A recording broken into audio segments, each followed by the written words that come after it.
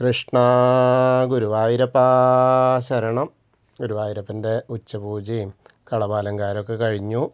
ഇനി നമുക്ക് ഗുരുവായൂരപ്പനെ കാണാൻ പോകണ്ടേ.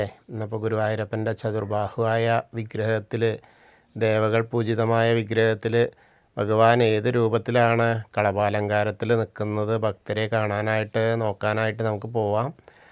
ആദ്യം തന്നെ കിഴക്കേ നടയിലുള്ള മഞ്ജുളാലിനെ വന്നൊന്ന് പ്രദക്ഷിണം ചെയ്യാം. അപ്പോൾ ആ വെങ്കല ഗരുഡ ശില്പവും കുചേലൻ്റെ ശില്പമൊക്കെ കാണാം. അതൊക്കെ കണ്ട് നമ്മൾ അത്തിമര ഗണപതി ക്ഷേത്രത്തിൽ വന്ന് ഗണേശനെയും കണ്ട് പ്രാർത്ഥിക്കാം. അതും കഴിഞ്ഞ് നമുക്കിങ്ങനെ ആ ഗോപുരവാതിൽ കിടന്ന് അകത്തേക്ക് പോരാം. അങ്ങനെ പോരുമ്പോൾ ആ കൊടിമരവും അതിൻ്റെ നടുക്കുള്ള വലിയ ബലിക്കല്ലും അതിൻ്റെ മുകളിലേക്ക് ഇങ്ങനെ നോക്കിയാൽ ഗജരാജൻ കേശവൻ്റെ 2 കൊമ്പുകൾ, സ്വർണം കെട്ടിയ കൊമ്പുകളും നടുക്കുള്ള മഹാലക്ഷ്മി ദേവീനെയൊക്കെ കണ്ട് തൊഴുത് നമ്മളെ ഭഗവാന്റെ ആ വാതിൽപ്പടി അങ്ങോട്ട് കയറുമ്പോൾ ഇടതേ ഭാഗത്തെ ആ മേൽപ്പത്തൂരിൻ്റെ പീഠവും കെടാവിളക്കൊക്കെ കാണാം. വലതേ ഭാഗത്തുള്ള ആദ്യത്തെ തൂണ് നോക്കിയിട്ട് നരസിംഹാവതാരം കാണിച്ചു കൊടുത്ത തൂണ് നോക്കിയിട്ട് നമുക്കങ്ങനെ തൊഴുത് ഭഗവാന്റെ ശ്രീലകത്തേക്ക് ഇങ്ങനെ നോക്കാം. ശ്രീലകത്തേക്ക് ഇങ്ങനെ നല്ല രസം കാണാൻ, ആകെ പ്രകാശമല്ലേ. അപ്പം അങ്ങനെ കാണുമ്പോൾ നല്ല രസമാണ്. അങ്ങനെ നോക്കി വരുമ്പോൾ കാൽപാദം കാണാണ്ട് കാൽത്തളകൾ അണിഞ്ഞിട്ടുണ്ട്. അങ്ങനെ മുകളിലേക്ക് ഇങ്ങനെ നോക്കിയാൽ അരമണി കിങ്ങിണിയൊക്കെ ഇങ്ങനെ കാണാണ്ട് അത്യാവശ്യം കുറച്ചൊക്കെ വലിയൊരു കുട്ടി. അങ്ങനെ നോക്കി വരുമ്പോൾ ഉത്തരീയൊക്കെ ഇങ്ങനെ ചാർത്തിയിട്ട് ഇങ്ങനെ അരയിലൊക്കെ ചാർത്തിയിട്ടുണ്ട്. അത് കഴിഞ്ഞ് മുകളിലേക്ക് നോക്കിയാൽ ഒരു വളയം പോലത്തെ മാല, ഒരു പതക്കം പോലത്തെ മാല, ഒരു മുല്ലമൊട്ട് മാല, ഒരു ഗോപി തിലകം, ധാരാളം ആഭരണങ്ങളൊക്കെ അണിഞ്ഞിട്ടുണ്ട്. അങ്ങനെ ഇടത്തെ കയ്യിൽ പൊന്നോടക്കുഴൽ പിടിച്ചിട്ടുണ്ട്. വലത്തെ കയ്യിൽ നോക്കുമ്പോഴോ ആ ഗോവർദ്ധന ഗിരീനെയാണ് എന്നിങ്ങനെ പൊന്തിച്ച് നിർത്തിയാണ്. അപ്പം ഇന്ന് ഗോവർദ്ധന ഗിരിധാരിയായിട്ടാണ് ഭഗവാൻ ശ്രീലകത്ത് ഇങ്ങനെ ആ കളഭാലങ്കാരത്തിൽ നിൽക്കുന്നത്. ഭക്തരെ എല്ലാവരെയും രക്ഷിക്കാനായിട്ട് എനിക്കിതൊന്നും ഒരു പ്രശ്നമല്ല, ഞാൻ നിങ്ങളെയൊക്കെ രക്ഷിച്ചുകൊള്ളാം, സംരക്ഷിച്ചുകൊള്ളാം എന്ന് പറയുന്ന ആ ഭഗവാനായിട്ടാണ് ഇന്നിപ്പോൾ ശ്രീലകത്ത് നിൽക്കുന്നത്. വളരെ മനോഹരമായിട്ടുള്ള കാഴ്ച. ഭഗവാന്റെ ഉണ്ണിക്കണ്ണൻ്റെ മുഖത്തേക്ക് നോക്കിയാൽ എന്തൊരു സൗരഭ്യം, എന്തൊരു പുഞ്ചിരിയാണെന്നറിയാം. നല്ല രസമായിട്ടുള്ള കാഴ്ച. ഗോപീതിലകം വെച്ചിട്ടുണ്ട് തിരുനെറ്റിയിൽ. അതുപോലെ തന്നെ കാതിൽ ചെവിപ്പൂക്കൾ വെച്ചിട്ടുണ്ട്. ബേലിത്തിരിമുടി ഇങ്ങനെ കെട്ടിയിട്ട് അതിൻ്റെ ആ സ്വർണത്തിൻ്റെ കിരീടം ചാർത്തിയിട്ടുണ്ട്. അങ്ങനെ മുകളിലേക്ക് ഇങ്ങനെ നോക്കിയാൽ ഗോവർദ്ധനഗിരീനെ തന്നെ എന്ത് രസമായിട്ടാണെന്നറിയോ. എന്നാൽ പച്ച ഇതൊക്കെ കുന്നും മലയൊക്കെ ഉണ്ടാക്കിയിട്ടുണ്ട്. നല്ലൊരു ഗിരീനെ അങ്ങനെ ആദ്യം ഉണ്ടാക്കിയിട്ടുണ്ട്. അതിനെങ്ങനെ നിർത്തിയ ഇന്നിപ്പോൾ ഓടക്കുഴൽ വിളിക്കുകയല്ല, അങ്ങനെ ഓടക്കുഴൽ കയ്യിൽ പിടിച്ചിട്ടേ ഉള്ളൂ.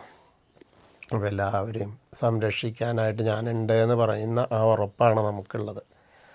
അങ്ങനെ മുകളിലേക്ക് നോക്കിയാൽ 3 തിരുമുടിമാല ഉണ്ട്. തെച്ചിയും തുളസിയും വെളുത്ത പൂവായിട്ടുള്ളത്. അതിൻ്റെ ഇടയ്ക്ക് ഒരെണ്ണം വെളുത്ത പൂവ്, അതേപോലത്തെ 2 തെച്ചിയും തുളസിയും വെളുത്ത പൂവും, അതിന് നടുക്കായിട്ട് വെളുത്ത പൂവ് എന്ന് പറഞ്ഞാൽ നന്ദ്യാർ വട്ടപ്പൂവ്, അങ്ങനെയുള്ള ആ മാല. അപ്പോൾ വളരെ മനോഹരമായിട്ടുള്ളൊരു കാഴ്ച. അതേപോലെ തന്നെ ഒരു ഉണ്ടമാലയാണ്. ഉണ്ടമാല എങ്ങനെയാ വെച്ചാൽ വനമാല പോലെ, തെച്ചിയും തുളസിയും വീണ്ടും തെച്ചിയും തുളസിയും അങ്ങനെയായിട്ട്, അങ്ങനെ വനമാലയുടെ പോലത്തെ. അപ്പോൾ വളരെ മനോഹരമായിട്ടുള്ള കാഴ്ച.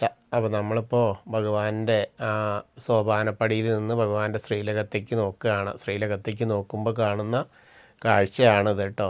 അപ്പോൾ ആ കാഴ്ച എല്ലാവരും കണ്ടോളൂ, മനസ്സ് തുറന്ന് കാണുക, മനസ്സുകൊണ്ട് ഇങ്ങനെ സങ്കല്പിക്കുക ഞങ്ങളിപ്പോൾ അവിടെയാണെന്ന്. അങ്ങനെ ആ മുമ്പിൽ നിന്ന് തൊഴുകയാണെന്ന് ഇങ്ങനെ പ്രാർത്ഥിക്കുകയാണെന്ന് ഇങ്ങനെ മനസ്സുകൊണ്ട് വിചാരിച്ച് നമുക്ക് പ്രാർത്ഥിക്കാം.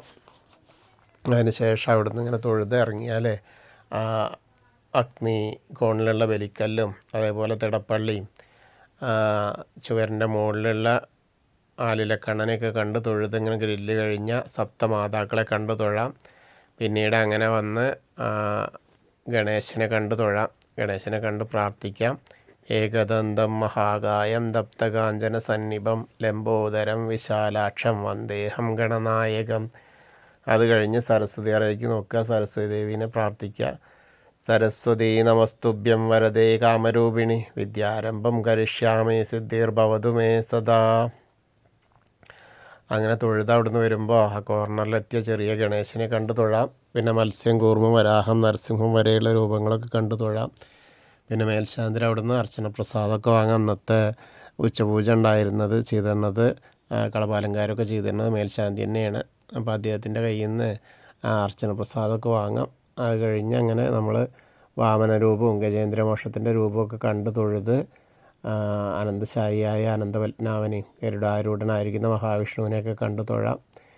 പിന്നീട് അങ്ങനെ നമ്മൾ ശ്രീകോവിലിൻ്റെ പുറകുവശത്ത് വന്ന് സാഷ്ടാംഗം നമസ്കരിച്ച് അതിൻ്റെ മുകളിലേക്ക് നോക്കിയാൽ ആ ഉഗ്രരൂപിയായ നരസിംഹത്തെ കണ്ടു തൊഴാം. പിന്നീട് അവിടുന്ന് ദശാവതാര വിഗ്രഹത്തിലെ വിഗ്രഹങ്ങൾ ശ്രീരാമചന്ദ്രൻ, ബലരാമൻ, ഭാർഗവരാമൻ, ശ്രീകൃഷ്ണനെയൊക്കെ കണ്ടു തൊഴാം, മുരുകനൊക്കെ കണ്ടു തൊഴാം. അങ്ങനെ ഇപ്പോൾ തൈപ്പൂയൊക്കെ ആവാറായി. അങ്ങനെ വന്ന് ഹനുമാൻ സ്വാമീനെ കണ്ടു തൊഴാം. ഹനുമാൻ സ്വാമിയുടെ കണ്ടു തൊഴുക, പ്രാർത്ഥിക്കുക. ത്വമസ്മിൻ കാര്യനിര്യാഗേ പ്രമാണം ഹരിസത്തമ ഹനുമാൻ യജ്ഞമാസ്തായ ദുഃഖക്ഷയകരോ ഭവ മനോജവം മാരുതതുല്യവേഗം ജിതേന്ദ്രിയം ബുദ്ധിമതാം വരിഷ്ഠം വാദാത്മജം വാനരയുധമുഖ്യം ശ്രീരാമദൂതം ശിരസാ നമാമി. ബുദ്ധിർബലം യശോധൈര്യം നിർഭയത്വം അരോഗത അജാഡ്യം വാക്പടുത്തം ഹനുമസ്മരണാത് ഭവേത്. ഓം നമോ ഭഗവതേ ആഞ്ജനേയായ മഹാബലായ സ്വാഹ. ഹനുമാൻ സ്വാമിയെ കണ്ട് തൊഴുത് പിന്നെ ആ രാധാകൃഷ്ണ വിഗ്രഹവും കാളിയമർദ്ദന രൂപവും വെണ്ണക്കണ്ണനെയൊക്കെ കണ്ടു തൊഴാം. പിന്നെ ഓവിൻ്റെ അവിടെ വന്ന് പ്രാർത്ഥിക്കാം. ആ താമരക്കണ്ണനെ, കൽപ്പവൃക്ഷത്തിൻ്റെ ചോട്ടിലിരിക്കുന്ന താമരക്കണ്ണനെ കണ്ട് തൊഴുത് അങ്ങനെ കിഴക്ക് വശത്തേക്ക് മുകളിലേക്ക് ഇങ്ങനെ നോക്കിയാൽ കൊടിമരം കണ്ടു തൊഴാം. പിന്നീട് നൃത്താറയിലും മണിക്കിണറും അതേപോലെ കുറൂരമ്മി, നാരദരും മേൽപ്പത്തൂരും വസുദേവരെയൊക്കെ കണ്ട് തൊഴുത് നമ്മൾ അടക്കിയ നടയിൽ കൂടെ പുറത്തേക്ക് വന്ന് ആ പ്രസാദ കൗണ്ടറിൻ്റെ അവിടെ നിന്ന് ചന്ദനവും തീർത്തൊക്കെ വാങ്ങാം. ഇനി ഇടത്തരികത്ത് കാവിലെ ഭഗവതിയെ കാണാനായിട്ട് ഇങ്ങനെ പോവാം. അങ്ങനെ ഭഗവതിയുടെ അടുത്തെത്തി ഭഗവതിയെ കാണുക, പ്രാർത്ഥിക്കാം. സർവമംഗളമംഗല്യേ ശിവേ സർവാർത്ഥസാധികേ ശരണ്യേ ത്രയംബകേ ഗൗരേ നാരായണി നമസ്തുതേ. അങ്ങനെ അമ്മയെ കണ്ട് പ്രാർത്ഥിച്ച് അവിടുന്ന് ഇങ്ങനെ വരുമ്പോൾ ആ വടക്ക് പടിഞ്ഞാറ് ഭാഗത്തേക്ക് നോക്കി തിരിഞ്ഞു നിന്ന് മമ്മിയൂരപ്പനെ മനസ്സിൽ വിചാരിക്കുക. നമശിവായ നമശിവായ എന്നുള്ള പഞ്ചാക്ഷരി മന്ത്രം ജപിക്കും ചെയ്യുക.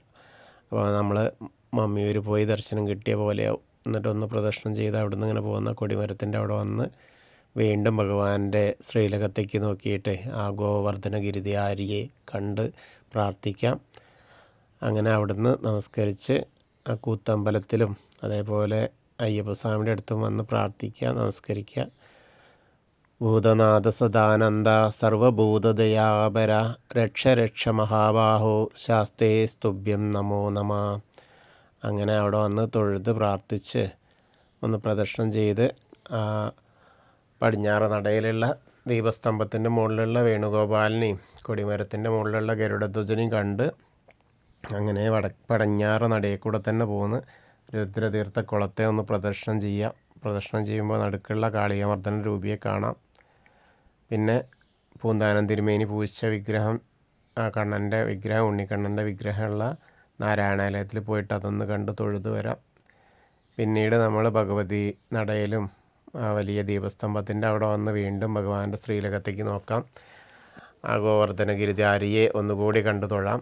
പിന്നീട് നമ്മളവിടുന്ന് തെക്കേ നടയിലേക്ക് വന്ന് ആ കൂവളത്തെ ഒന്ന് പ്രദക്ഷിണം ചെയ്യുക. പ്രദക്ഷിണം ചെയ്യുമ്പോൾ മഹാദേവനും പാർവതി ദേവീനെയൊക്കെ മനസ്സിൽ വിചാരിക്കുക. അപ്പോൾ നമുക്ക് ഇന്നത്തെയും ഗുരുവായൂരപ്പൻ്റെ ഉച്ചപൂജയും കളഭാലങ്കാരമൊക്കെ കണ്ടു തൊഴുതു. എല്ലാവർക്കും ആ ഗുരുവായൂരപ്പൻ്റെ അനുഗ്രഹം ലഭിക്കും. കൃഷ്ണായ വാസുദേവായ ഹരയേ പരമാത്മനെ പ്രണതക്ലേശനാശായ ഗോവിന്ദായ നമോ നമ. ഹരേ കൃഷ്ണ. ഗുരുവായൂരപ്പാ ശരണം. അതുപോലെ നമ്മളോട് പ്രാർത്ഥിക്കാൻ പറഞ്ഞ എല്ലാവർക്കും അവരവരുടെ കാര്യങ്ങളൊക്കെ നേടിക്കൊടുക്കാൻ ഗുരുവായൂരപ്പൻ തുണയാകട്ടെ എന്ന് നമുക്കെല്ലാവർക്കും പ്രാർത്ഥിക്കാം. ഹരേ കൃഷ്ണ.